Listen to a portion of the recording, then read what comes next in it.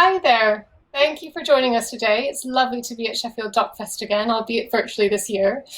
I feel very lucky to be here, joined by some people whose work I very much admire, to have a conversation about creative documentary and journalism, as I'm curious about their shared values, their mutual struggles, as well as the lessons that they might have to teach each other.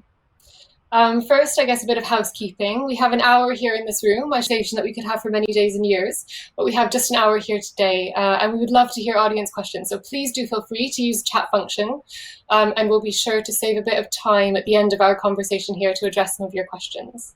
But to start, I would love to have a little whip round each of our panelists here and invite them to briefly introduce themselves. First, Anaïs. Yes. Hi, everybody. I'm Anaïs Taracena. I'm from Guatemala. I'm a documentary filmmaker. I have my first feature-length film here at Sheffield Doc. The name is The Silence of the Mall.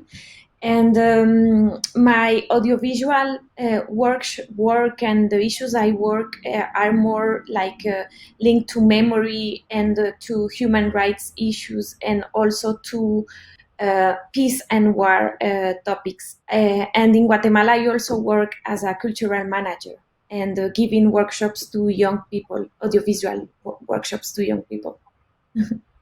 And I'm very happy to be here.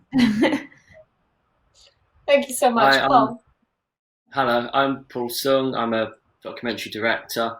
I've been making films for about 6 years. They tend to be a mix of films about social or political issues and films about artists, and sometimes where those things intersect. As a filmmaker and as a storyteller, I'm interested in working with people to tell their stories together rather than trying to tell their stories for them. I'm interested in stories about people and subjects that are perhaps marginalised, ignored, misrepresented, and very pleased to be here. So thank you for inviting me. Thank you. Elhum.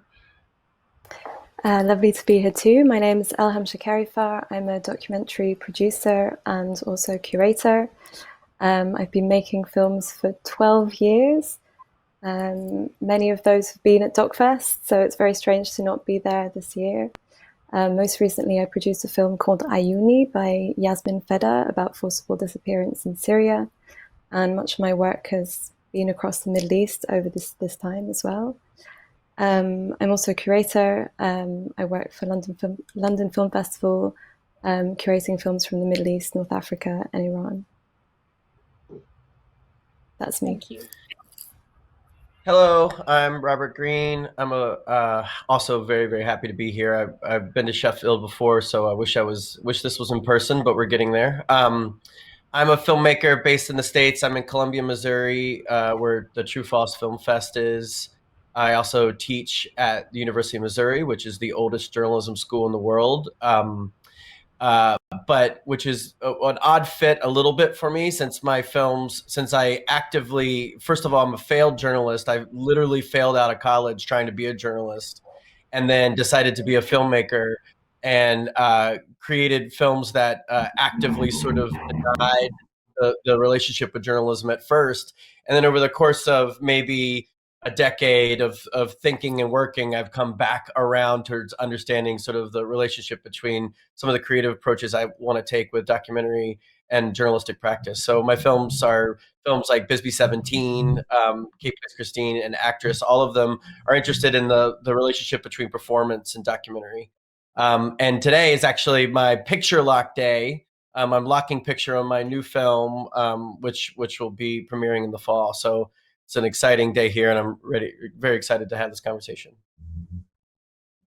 Thanks so much. Hi, Hi everyone.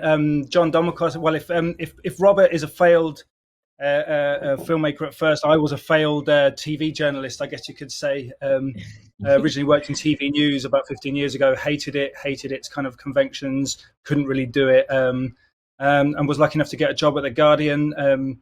At the sort of birth of their video unit. So I sort of rose, through the Wild West days of internet video, and tried to bring some kind of documentary ideas into what we do with online kind of video journalism. I do a series called Anywhere But Westminster, which is probably the sort of most well-known thing I've done over the years, which is a series about British politics told kind of from the street and from people and places that don't often get covered. And that kind of idea has probably run through a lot of what I have done over the years at The Guardian. And right now we do this, we've got this big project called Made in Britain, whose kind of purpose was to go beyond what we were doing, which is us going to places and telling their story for them, but trying to bring the tools, cameras and training and mentoring and co-producing work with people in those kind of same communities we've been covering. And it's been very, very interesting trying to do it through COVID times. Yes, for sure. Very hard times to make films this year and do anything really for that matter. Thank you all. My name's Lindsey Bolton. I'm head of documentaries at The Guardian, where I commission and curate our documentary strand. I have a filmmaking background myself, and I enjoyed working in linear documentary as well as some more sort of experimental, immersive and interactive storytelling forms that combine journalism, art and tech. So I always feel like I've been sort of positioned at that sort of journalism and art intersection. I do find it very interesting working within an organization that is proud of its newspaper. That newspaper is 200 years old this year, so it has a long history of independent journalism, of holding power to account, of giving platform to less heard voices, as well as sort of entertaining and inspiring its readers. So that I personally have always felt like I have one foot in the sort of world of journalism and another foot in the world of creative documentary. To be clear on my own position, that does not mean that I think that every documentary should be doing journalism or that every journalist should become a filmmaker. But what I'm really interested in is the values that the two disciplines share, how they can work together, and the challenges, the sort of mutual challenges that they face right now. So I'm really excited, thank you, to be joined by all of you really thoughtful filmmakers on this panel who are all working in really different ways, certainly in very different styles, but I feel like there is a lot of shared ground in that we're all working in very socially engaged sort of ways. And I do think that it does feel like in a lot of the work, the sort of rigor of journalism is colliding with the sort of art of filmmaking. So I'd love to hear a bit more about the work. Anaïs, can we start with you? I'd love you're showing a film here at Sheffield, your first feature, The Silence of the Mole. I found it to be an incredibly moving and beautiful film. I mean, it's a brutal subject, but a very beautiful film. It's about the story of a journalist who became a spy when he infiltrated the heart of probably the most repressive government in Guatemalan history. I wonder if you could start by telling us a bit about the film and about how you discovered the story. Oh, yes, of course. Well, yes, it's the story of Elias Barahona. He was a mole, and he called himself a mole because he infiltrated one of the most repressive governments during the war in Guatemala. And for me, it was also the intention, like, to make like a search of a memory that has been hidden, because there are a lot of silences and fears that remains in our bodies and in our minds in a post-war country such as Guatemala, and I think in most of the post-war countries. So that's also I wanted like to tell the story, also like to make like this dialogue, this generational dialogue. And also me as a younger generation try to understand all those silences that we irritate also. So that's why also I decided to make this film. And how I met Elias Barahona, that is the protagonist of the film. First I met his brother, and a year later I met an Italian filmmaker who had filmed in Guatemala during the war and who had interviewed Elias Barahona. And in this interview, Elias was like talking about the human rights violation in Guatemala, about the creation of death squads led by the military government in Guatemala, and also talking about the military counterinsurgency plans led by the United States, also in Guatemala during the war. And it was an incredible film tape. And a year later, I met Elias, and I gave him this film tape. and he was like very happy and shocked at the same time because he had never seen those images. So then we became good friends, and I asked him if I could film him, and he said okay. And then he invited me to film him because he was a witness in a very big trial in Guatemala related to a massacre from Guatemala. It's the burning of the Spanish embassy. The police set a fire in the 7 person died, and Elias was a witness in this trial. And then, so I filmed him, and I went to his home, and I filmed our last conversation, and Elias died 2 weeks later. And with his death, I decided like to make a research to make this documentary. That was 6 years ago. And then, well, that's like the documentary started. Yes. Thank you. Yes, we have a clip of the film where we see Elliot and Yes. And also get a sense of the work. So can we play that clip now? Thank you. It's beautiful. I think that clip really helps to convey something of the film, how you you have this curiosity and you take on this investigation to understand this history that has been silenced in the dominant narrative of your country's political past. But it's also very firmly from your point of view, which I actually really enjoyed and found very successful. But we hear your voice, and your voice holds our hand through that film. Could you talk a little bit, please, about your process of research and how it became a decision, or how it became important to you that you used your voice in the film? Yes, at the beginning, I didn't know that I was using my voice, and I start like a big historical research. And I am not a journalist, but I think I met like some of a journalistic research with testimonies, and I met a lot of people and also a lot of filmed, because it's a very hard issue for Guatemala.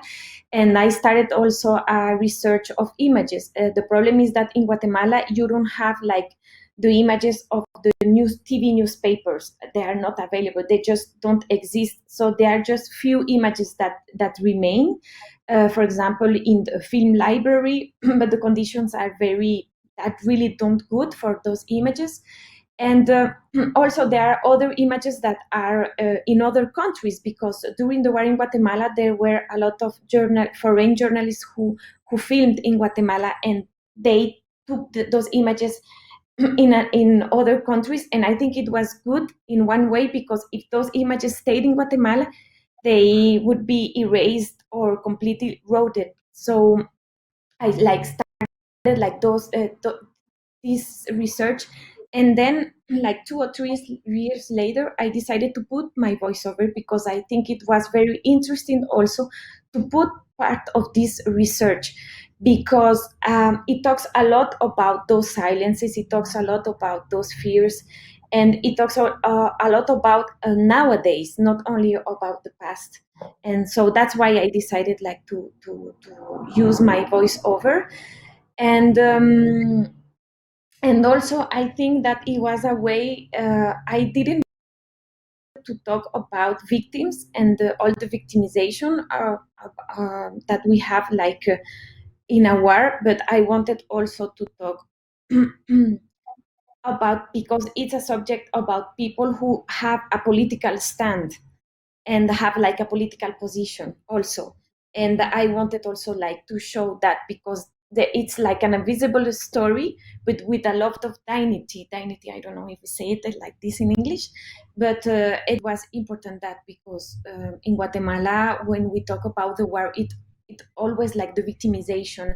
And I think that in such a way, then we are not talking about political subjects. So for me, it was also important that, yes. Paul, can I bring you into this conversation too? Because I feel with Tish, the work in progress that you're at Meat Market with this year, it's also seeking to sort of set the record straight or uncover a sort of hidden past. Could you talk a little bit about the project, please? Yeah, so Tish is about a photographer who's called Tish Merthyr. She grew up in the northeast of England. She was one of 10 kids, grew up in poverty.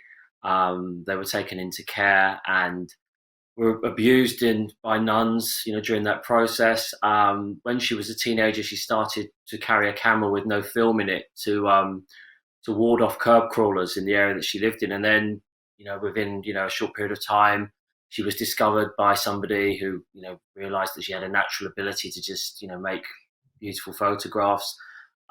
She went on to study under a photographer called David Hearn at Newport College. It was, I think, at the time, the country's only documentary photography course, and it was there that she, honed the skills that she then used to return to her community and document inequality in the Northeast England. This is sort of, like the, mid to late 70s. She was, somebody that was, extremely political. She was a working class woman. And after making her first sort of body of work, she moved to London and her star was kind of rising. And without giving, too much of the story away, she then, became a mother. She was a single mother, and effectively kind of put her career on hold, to raise her daughter. And by the time she tried to resume her career, it was a different, period. We were in the digital age by then. As somebody who shot, on film, these sort of very tender white photographs, that documented the community that she was part of. She was able to get these really beautiful images of people because she was one of them. She wasn't, like a class tourist or, doing a poverty safari. She was there in that community. So ultimately the film is about, why, most people haven't heard of her, what is the reasons for that. And she died very, prematurely. She died the day before her 57th birthday. And, she died without ever exhibiting again as a solo photographer. So the film asks questions about, who gets to tell stories, who gets to document stories, and why. And we're making it with her daughter, Ella. And I suppose it is journalistic in that, we are investigating the story. We're finding things out as we're making the film. It feels, I've made a film previously about an artist called Polystyrene, a musician, also with her daughter. And I think there are parallels. What can be interesting in that kind of creative space is if you're working with someone. I mean, who better to tell the story about a mother than a daughter? I think it was important to me on both of those projects that they're collaborations. It's not me a case of me saying, right, we're going to tell you, so we're going to do this, and that. I'm in a lot of ways guided by the people I work with, the places that they want to go to. And we have a clip of this one as well. So shall we try to play that? Can't wait to see that film. It's so brilliant. I love Polystyrene as well, which is another amazing film. You've talked about this, what those two films sort of have in common. And there's a few things formally, but also this drive to to be interested in outsiders or people who challenge the status quo. Do you want to talk a little bit about your impulse there? Yeah, I mean, I sort of, I don't want to say I fell into filmmaking because, it's not some great big hole in the road or anything, although it sometimes feels like it. But I didn't go to film school, I couldn't afford anything like that. And I'd, kind of given up on anything like that. It was just somebody, from my background, it just didn't seem achievable. And I met this band called Sleaford Mods in 2014. I was very much into their music. They kind of were articulating a kind of desperate rage that a lot of working class people, feel and continue to feel in this country. And, I'd never made a film before, but they were, telling me about this tour they were doing of going to places that were off the beaten track. Some of the places which would later be known as what, referred to as somewhat clumsily as, the Brexit heartlands. And so I had this idea of making a film that would follow and also tell a story about austerity and communities affected by that and deindustrialization. And the idea just wouldn't go away. So I just went off and did it. And I had a full-time job at the time. And by the end of making that film, they didn't renew my contract. And so I was suddenly thrust into the world of, trying to become a filmmaker. And so, the first film I made was about people that were challenging the status quo. It was about communities that were ignored and marginalized, following this band on this tour, meeting their audience and meeting extraordinary people, in ordinary lives doing amazing things. And then the second film I made was about the housing crisis. As someone who, grew up partly on a council estate when I was young, what was happening in terms of the social cleansing in cities like London and elsewhere. touched something in me and made me realise, that the value of social housing and council housing was being disregarded by people, like David Cameron referring to, these sink estates.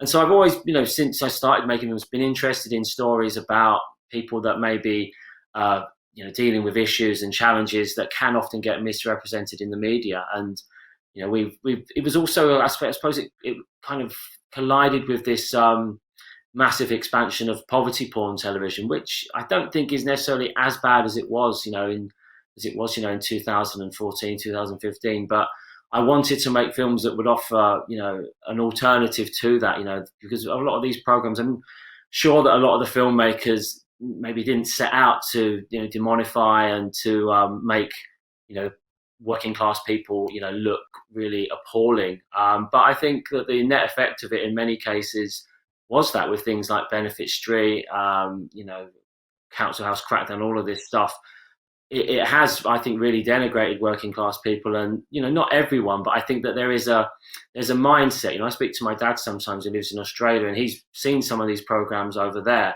And he's an intelligent guy, but he has this sense that, there's loads of people over here on benefits gaming the system, and we all know that that isn't true. So part of what I really wanted to do with my film was be able to, you don't give people a voice. I always, disagree with that term. I think you can amplify their voice, and I'm quite keen to try and do that by working with them in a collaborative way, and trying to, help explain the process and demystify filmmaking a bit, because, filmmaking is a wonderful, beautiful thing, but I think there is sometimes it can alienate people that don't know how it works. And I think, it's really good what, you and John are doing with Made in Britain, that it's giving the tools to the people directly, because the internet is, the democratization of the internet and the tools that we have with Vimeo, with YouTube, and with camera phones, we can tell our stories directly now. And it's really good to see a lot more of this work going on. Yeah, and I'd love to come back to this idea of collaboration and sort of get into that in a bit more detail if we can, to stick with this idea of engaging with the dominant narrative, or trying to amplify the voices of people who are seen as outsiders. Because I know, Elham, that's in your work as a producer and a curator, that has been a strong driving sort of impulse as well, hasn't it? Could you talk a little bit about how you sort of got into it and how you engage with that work? Mm-hmm. Yeah, definitely. I mean, I'm an Iranian woman born in London, so I think automatically you challenge the dominant narrative because it doesn't represent you. I come from a country, I mean, a bit like what Paul was just saying, the dominant narrative, or the narrative even about my reality, is skewed. So I'm kind of primed to not believe it. Thinking about what Anaïs also was talking about around erasure, I think it's also recognizing what roles kind of storytelling in the media, storytelling in documentary, what role these things play. And I'm really interested in the idea that there are all these documents from Guatemala and different countries around the world. It's very similar to Palestine and the creation of the State of Israel, and actually archives from that were all over the world. But what it meant was that there was never really a kind of consolidated image of the beginnings of the State of Israel for people to really understand what that was. It was brought together in an amazing documentary called Off Frame, Revolution Until Victory by Mohammad Yacoubi, which I screened at Shubak a few years ago.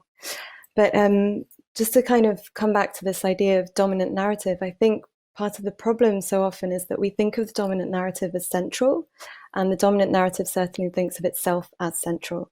For me, that's not the center of my world. So I program films from the Middle East, North Africa, Iran, etc.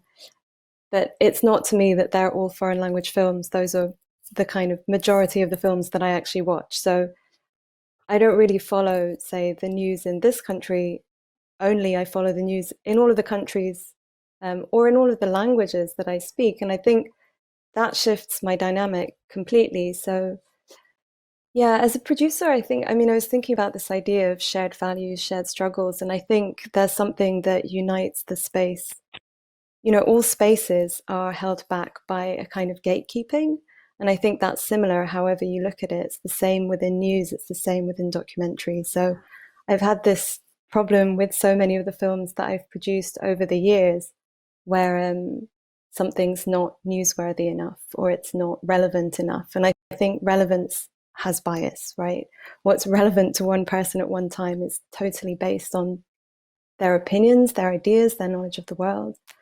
For many years, with Sean McAllister, we pitched a film that we were developing in Syria. It was never news. We continually were told Syria's happened. Release your film now because, you know, this is the moment. And actually, we never did any of those things. The film A Syrian Love Story took us 5 years to make, and we launched it at DocFest. And, you know, we planned to release it ourselves. And the reason why it became so visible was because the so-called refugee crisis kind of began with an image of a little boy washed up on the shore. And that image shifted the narrative around how people were understanding the refugee crisis, how people were understanding the kind of development of what was happening in Syria. Similarly, the very first film I worked on with Sean was in Yemen. When he came back from Yemen, he'd filmed a massacre, which was the Friday of Dignity massacre. And we actually were just wanting to give that footage to news channels. You know, he had a responsibility, having filmed live really what was happening in the field hospital. And people told us, this isn't news anymore because Gaddafi had just fallen in Libya, the tsunami had just happened in Japan, and people's attentions were elsewhere. So for us to make that film was also to frame it inside a narrative. You know, Yemen is absent, it's been absent for 10 years. It's very much by design. It's because of who controls the news, it's because of how money moves. And we see this a lot. And so I just think that there are these threads and similarities that I feel we should touch on to some extent. And I think they also kind of relate to a question also of ownership of stories. And I think this question of kind of speaking for or amplifying, these are all really valid points. I think the semantics of it are really key. But there's also the question of, so where are those stories going to sit? So for example, you'll be working, and I don't know anything about Made in Britain, but so, you know, you'll be working with communities and their stories will sit within a framework that they don't control anymore. So, I mean, I hear that and I think, for example, of the twins from Sheikh Jarrah in Palestine. And there's a short film from them 10 years ago that's sitting on the Guardian website that they filmed about their home. They built an extension, and so it was deemed illegal, and settlers were kind of housed within that space, so they were sharing their space, and this was this was what that short film was about. And those twins have become extremely vocal, extremely visible in the last month. They were arrested yesterday, and news channels were silent. So these are people who kind of don't really sit within the space of being, they're not journalists, they're relaying their reality. They're not really documentary or they're video makers really in a sense, but they're kind of amplifying the voice of their neighborhood. But where do they sit in relation to us, like the international community that's seeing and receiving their words? Where do they sit in relation to us, or in relation, for example, to The Guardian, who's kind of, you know, has a video of theirs on their website? What does it mean to have the protection of a kind of community? And why is it that certain communities don't have any protection? And yeah, so these questions for me are all really live. I think they become more live if, you know, you're someone who's kind of like of an identity that means that you're kind of constantly having to negotiate what, like who you are based on like the central mainstream narrative, or thinking about what the center is. And I also just think that there's a difference in relation to what we consider to be kind of documentary or journalistic ethics relating to how close we are to the reality that we're representing. And yeah, I mean, I feel like I could go like on and on and on. I think I've raised lots and lots of different points. These are all the things that I'm thinking about a lot right now. And it speaks obviously to all of the work that I've done over the years. Yes, thank you for raising all of those good points. It would be we should try to unpack some more of them. I guess it feels to me obvious to jump over to John and to talk a little bit about news and how you know, we're trying to relate to that sometimes. Perhaps you could talk a little bit about Anywhere, but Westminster was made in Britain. Yeah, I mean, Anywhere, Westminster grew out of being sent to cover party conferences back in sort of 2008. It's done with a presenter called John Harris, who I've since become very good friends with. And we looked at the way that party conferences were covered. Again, it was just very much this idea of top down, you know, politicians would take the stage and the news media would sort of gather around and show their clips, and then they'd interview people. And it was just all quite bizarre. People are wearing suits and staying in these underground bunkers and, you know, drinking too much coffee and just analysing everything about politics as if it's come from the politicians. So we you know, started going outside and speaking to people on the street, and that evolved over the years. We've been doing it 12 years now, to talking to people, you know, dropping the politicians out completely and just going to the kind of places and people that don't make the political running and don't have a voice.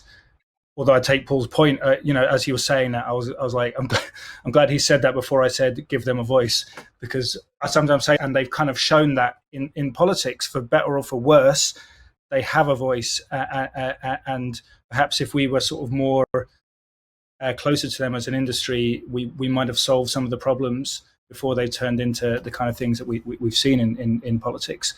But anyway, that's the series we do, and out of that, before I mention Made in Britain, I did want to just defend the idea of going to places as a professional journalist and spending a couple of days there.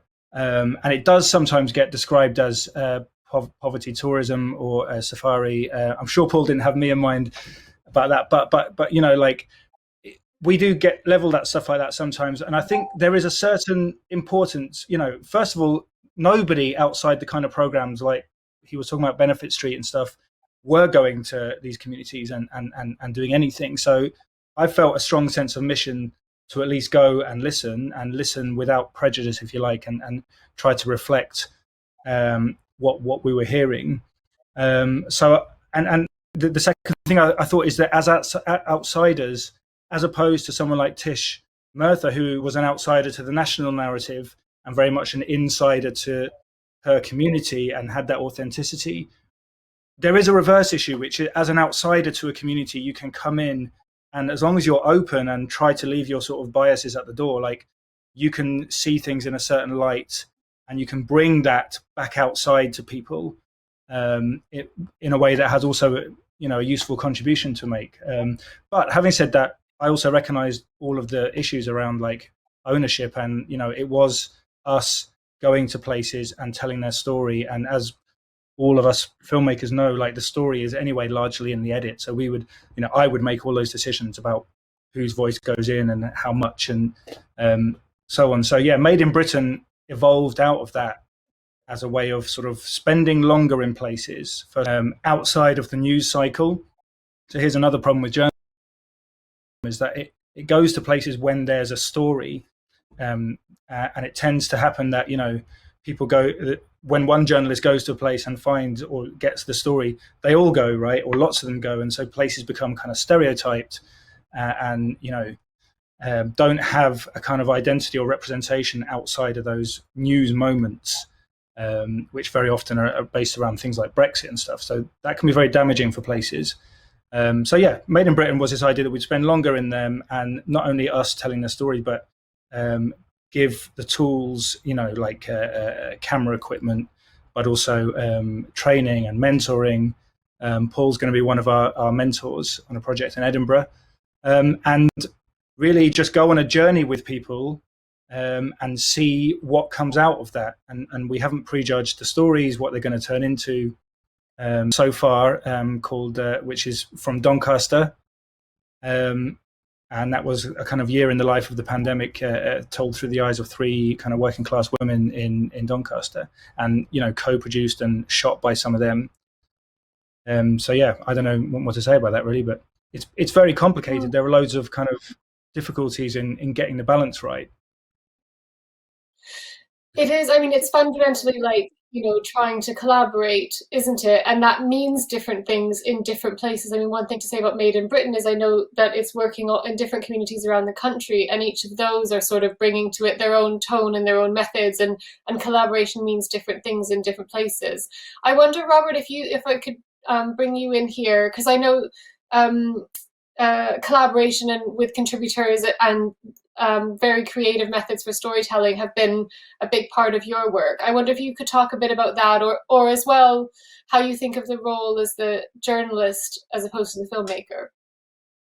Well, Elham, did you want to add something at the end of what John was saying? I saw you raise your hand. Did you want to say something? Sorry, I just wanted to say we need to talk about this problematic idea of objectivity and the idea that it's possible to enter anywhere without prejudice. It's not true. It's not possible. Everyone has a positionality, and we need to be more clear about it and to acknowledge it. And I think that will impact on the decisions we make. Sorry, Robert, you go ahead and we can surely pick that up. No, I think that's a great place for me to launch into. I made a film in 2008, 2009, and I really like the way John described it. Is that it was a film about people trying to modify the weather, and the original idea was this. It's called Owning the Weather. I considered a total failure as a first feature film. It did play a couple places, but just wasn't the kind of movie I wanted to make, because I started out thinking like an artist, and then through the pressures of thinking that I had a story that I had to tell that had a sort of news hook to it, people trying to modify the weather in order to combat climate change. I almost like the little monster journalist in my head convinced me that I needed to be objective, and I needed to not be. It wasn't the film that I wanted to make, and I took myself into a whole other path of making something that I thought was newsworthy and useful and informational and purposeful. And I thought, really, I was like, how arrogant would it be for me to make something personal when there's such pressing issues for me to that this work had uncovered? And it was a total failure, because that's not how I sort of want to think about making documentary, right? So and part of it just comes from sort of my own, I say this journalist in my head, really it's a news journalist in my head that I think is probably in everybody's head, which tells you, well, why are you filming this? It's not important. So my response for my next three films were radical sort of departure from that. And I made a film with my sister, 3 days in the life of her as she's graduating from high school, literally just 3 days in her life. That's it. So it was actively denying the idea of that it's newsworthy. No one cares about a poor teenager in Alabama, right? Of course we do, right? But the idea is that she wasn't spectacular in any way other than just being a human being, right? And then I made a film about a group of very, very low budget professional wrestlers in North Carolina called Fake It So Real. And then I made a film with my neighbor called Actress, which was about her sort of coming to terms with giving up acting career and becoming a mother, and then the dissolution of her relationship. So all of those films, really, what I was really actively interested in was denying this idea that it had to be A, objective, there's no such thing, B, newsworthy in a sense of these are all regular people, right? But most importantly, what I learned over the course of making those three films is that I was interested in this idea that the camera magnifies ways that we perform, versions of our own identities on camera. So there's professional wrestlers who are faking pain, and then you watch them fake their pain in the ring, and then you see their real lives as working class people in rural North Carolina, and the intersection between that performance and the reality becomes the meaning, right? And then that furthered with Brandy and Actress, where the film was actively engaging in her, doing this thing that we all deny that we want to see, which is playing to the camera. She's acting the entire time, and at the same time she's telling a very raw, very real story about her life. And so that just took me in this direction of understanding performance as this collaborative act, actually. Kate Plays Christine and Bisbee 17 then were about these historical traumas that had happened. One was about a woman who committed suicide on television. Another was about a town who had denied and forgotten the deportation of 1,200 immigrant miners out of town that were forcibly removed 100 years ago in 1917. And we sort of used reenactment and to get at the deeper truths, using performance to sort of, rather than just as a way to sort of dissect documentary and reality and all this, it was about trying to find those deeper truths through the way of performance, reenactment, staging, faking things, just like all kinds of things that you would say would be non-journalistic in principle, right? And then really what I guess I've learned, though, is that that's a creative approach to journalism. That's all it is. I actually went to University of Missouri before I got the job, which is just remarkable that they would ever hire me after this. And I just like put my fist down and I was like, documentary needs to get rid of its subservience to journalism, was this sort of loud, obnoxious pronouncement I'd made. And what I was trying to say was, the little monster news journalist in your head, you've got to get rid of that, because the actual form of making films is much more complex and much more personal. And we know things like performance and John mentioned editing. The amount of manipulation that goes into editing is just it has as much to do with sculpture as it does journalism. It has as much to do with abstract painting as it does journalism, right? But then I realized, in my own work, that the only way I can get the performances of the local people in Bisbee to understand what they, in a collaborative sense, is to do good journalism, in fact, is to literally chase sources, is to consider, power in the town and what power looks like, and how the program that we'd sort of thought of, which is people picking characters from the past, creating characters for them to play, and then the film is about the process of how they bring the real lives into those characters. And then we restaged the deportation on the exact 100th anniversary of the event itself, in the middle of the town, with hundreds and hundreds of extras, and they're all staging different versions of reality. But the only way I got there was good journalism. The only way I got there was finding sources and working sources, basically. And that was really an eye-opener for me, because then I kind of understood the framework was, the better journalism I do, the more collaborative it can be, in fact. The less it's about my own personal, because Katie with an I, the film about the teenager, she's my sister. One of the wrestlers in Fake It So Real was my cousin, and Brandy was my neighbor.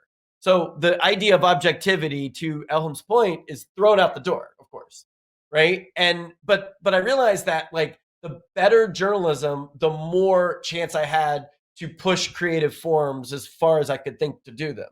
And that's led to this film that I'm finishing today, which is about 6 survivors of Catholic abuse. And we literally made scenes with them about power in the church, and they've been part of the edit. They filmed and directed the scenes. They star in the scenes, even though they're survivors. And there's all kinds of ways that we're working with the idea of collaboration in this film in a much, advanced way. But I consider it to be, sort of artful journalism as much as anything else at this point, because we've been working with the legal cases. We've been working with, them as individuals telling the stories and sort of protecting them in ways that only learning journalistic practice could I know how to even protect them properly. So just knowing that stuff allows me to be more creative and more sort of radical in our thinking about form, I think. I really resonate with this thing that you say, that it may not be the grammar of like journalism or news reporting that as we understand it, but the underlying values are the same. But it feels to me that documentary filmmakers have been more comfortable in leaning into the subject and nature of the work, and there's sort of power in that, and in really being explicit, inhabiting our, our subjective position, being explicit about that. I mean, it's one of the things in Anaïs, in your film, that I think is a real, I see it's a deliberate tool, and you mentioned about how you got there, but it is a great strength of the work, and being able to be explicit about from whose position this story is told, I think is something that documentary seems to do more naturally somehow. Yes, well, it's very interesting everything what we are talking about. Yes, I also think that yes, being as a filmmaker, we are not objective. We are always subjective. And in my film, there is this subjectivity comes from my desire to tell this story, and from my desire also to understand those silences, to understand those fears, and also it's my research. Sorry, in Guatemala there is always those sounds, but to try to, yes, those research of those images, why we can find those images. So for me it was, yes, that's why also I decided to put my voice over, because at the beginning I was like, I wanted like to be more transparent from that about that subjectivity, even though it's a very serious topic. We are talking about war, we are talking about police violence, state violence, political violence, journalistic that were murdered students and everything.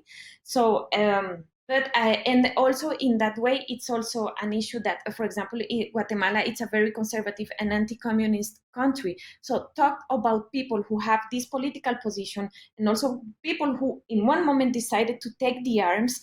That's not in the narrative, official narrative. And people are very afraid to talk also about their own decisions, political decisions. So that's why also I wanted to make it more familiar, because it's not that easy to talk about this. But in another way, I say that I wanted to make a very serious research and I don't know if journalistic, but historical research about, and I wanted to go to the primary source, primary information, headlines, newspapers, archives, and everything. I wanted to make it very serious, because in Guatemala, they are still denying what happened and minimizing the impact of the war and the political repression. So I say, okay, that's my subjectivity, that's my desire to make this film, but I'm going to make a serious research, and I'm going to use the primary source very seriously, because I know they are going to attack this, and they are going to deny this. So I think that's why we also can combine. I think like can be very serious if we want. It's also a decision. I think it's an ethical decision, and we are always like making political and ethical decisions. But that's why that's how I made my decision. And I know that how we also can have like intersection between journalism, between research, investigation, and more like creative documentary.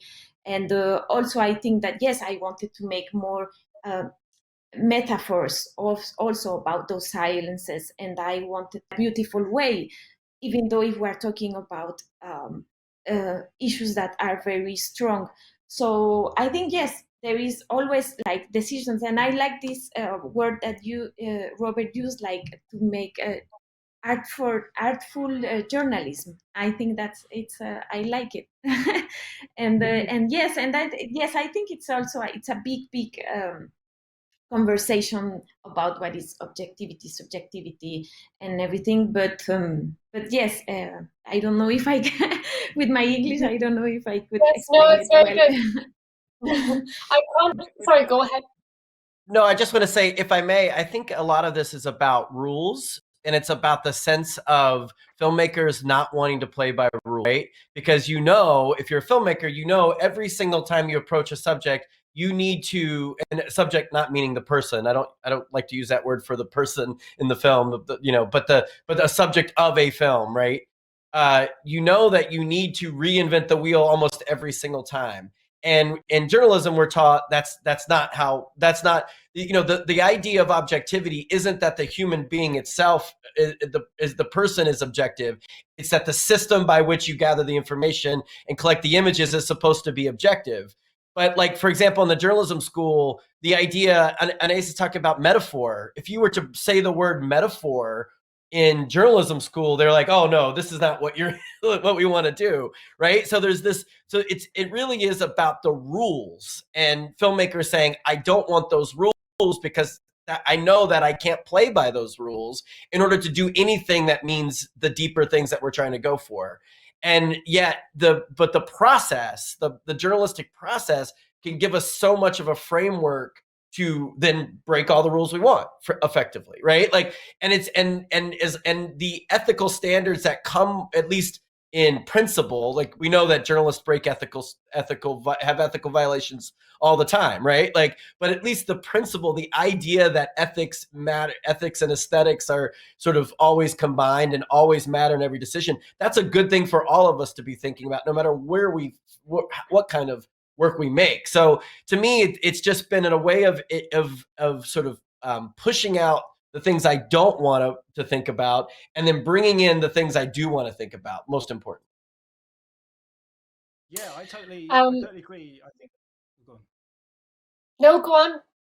I say, yeah, and I'm glad Elham sort of raised that about what I was saying about leaving your biases behind, because perhaps that's a wrong way of explaining what I was trying to say, which is much more along the lines of what Anaïs said, which is the more you acknowledge them, the more you enables you to possibly strip them away from your process. And that is, as Robert was saying, a journalistic process. In fact, it's one of the most important things that a journalist can do. And one of the things that really put me off TV news and much documentary, especially kind of more current affairs documentary, is that it's often cloaked in these conventions, these visual things such as walking shots of the reporter with the person speaking, and all of this sort of stuff that is designed to make it reassure the viewer that what they're seeing is the truth. We have to strip those away and acknowledge them inside of the work, not just inside of ourselves very often. But I just wanted to say that Made in Britain also, what's interesting is that it's a collaboration. So it's not us handing all power to those communities. Because in like the first one we did in Doncaster, that those people wanted to, the people that we were filming with and producing with, they wanted to put stuff in our films sometimes that wasn't, that I sort of pushed back on, and I think that also has a value, and they pushed back on me, and so we sort of did that out of a place of mutual sort of respect. I'm just going to jump in because I'm conscious of the time. We've had a couple of questions come in. I think everyone's really interested in this question of subjectivity versus objectivity, the news agenda, and how that drives us as storytellers. So I think there's lots to talk about here. Elham, did you have your hand up just then? Well, maybe just speaking to that point, I guess it does go back to what it does go back to stakeholders. It does go back to structures. It goes back to what people further up want to reflect. There are things that are absolutely erased from the news. The very first film I made was about the Western Sahara. It's under Moroccan occupation. Nobody ever speaks of it. Because of that film, I learned the word filibuster, because actually it's impossible to talk about it within political spaces as well, because there are filibusters that stand up and take up all the space. And I think the news arena, politics arena, even documentary space is a space for that. There's so much overemphasis on certain stories and nothing on anything else. But equally, I think there's a risk also sometimes leaning into spaces of erasure as communities that have been historically marginalized. If you're suddenly of interest to the center, then you're of interest to the center on the center's terms. You're not of interest to the center on your own terms. And I think that's the dynamic that I am always very conscious of. And as a producer, that's, for me, agency is kind of paramount. And so I really like, Robert, what you were talking about, because it kind of also explodes the myth of the kind of auteur, in a sense. I think a lot of our, we've had kind of very uniform white men doing most of this work for many, many decades. And so anyone who doesn't represent that and doesn't do the things, as John, you were saying, walking in this way, speaking in that way, isn't thought to be genuine or isn't thought to be believable. And I think that feeds into the problems that we now see if we're speaking from the margins, whether it's on behalf of the margins, working with, or trying to represent in a way that gives real agency. I'm just going to take another quick look at the questions. I think this thing about, there's a question here that says, very good points. Is the agenda driven by gatekeepers in the UK? But what do the indie ones like The Guardian, Field Division, Vice, they name here, they don't have the same money. How do we change that? I think that fundraising for, certainly in the documentary space, is a big part of the work, isn't it? Not just the making of the films, but certainly getting to that point. I know, Paul, you've had some quite creative approaches to how to fund films, which I'd love to get into. We have so little time, but do you have 30 seconds worth of something to say on? It's very difficult because, the major funder of feature documentaries is BFI Doc Society, and they do some brilliant work, but they have a limited resource and everybody's going for it and they have to make really tough decisions. There are things I funded a lot of my stuff through crowdfunding and, some sort of private investment, but I do think that there needs to be more money coming. I mean, what we've all been doing for like the last 18 months, we've all been, watching TV, watching what is horribly called content, and we need the Netflixes, we need the Amazon Primes, we need all of these broadcasters to actually start investing in grassroots documentary filmmaking, and to actually enable people to tell these stories and to set up more schemes. And I think one of the other problems is when you apply for funding, you rarely get any feedback. You just get told, you haven't got it. And I think that if you're funding, say, 10 people to make films, don't fund 9 people, but use the rest of that resource to tell everyone why they didn't get funding. Help them, tell them what they did wrong, tell them what they did right, but maybe they didn't, still get the funding. And I think we've really got to change the culture around, not just the filmmaking, but Elham's point about the gatekeeping and how that really does need closer examination and changing and maybe, ripping it apart and starting again in many cases. I would love to continue talking about this for many years to come, I have to say, but I'm being told that we're about to be kicked out of this room. But I think that some of the points that have been raised here today about the structures that exist to support and frame and sometimes inhibit the work in documentary and journalism, the role of subjectivity and as well as collaboration, and the role of us, all filmmakers and journalists, to engage with and challenge the dominant narrative. I think that's ground that we all sort of share. So thank you guys. Thank you all so much for having the conversation. And I look forward to seeing all of your work going forward. Thanks also to Sheffield for allowing us to have this conversation, particularly to Patrick, Nigel and Miranda for their help with this particular session. Couldn't have done it without you guys. And big thanks also to Cynthia and the whole DocFest team for a wonderfully imaginative and provocative and inspiring festival. Looking forward to going and watching some more films. So thank you everyone for joining us, and see you all sometime soon.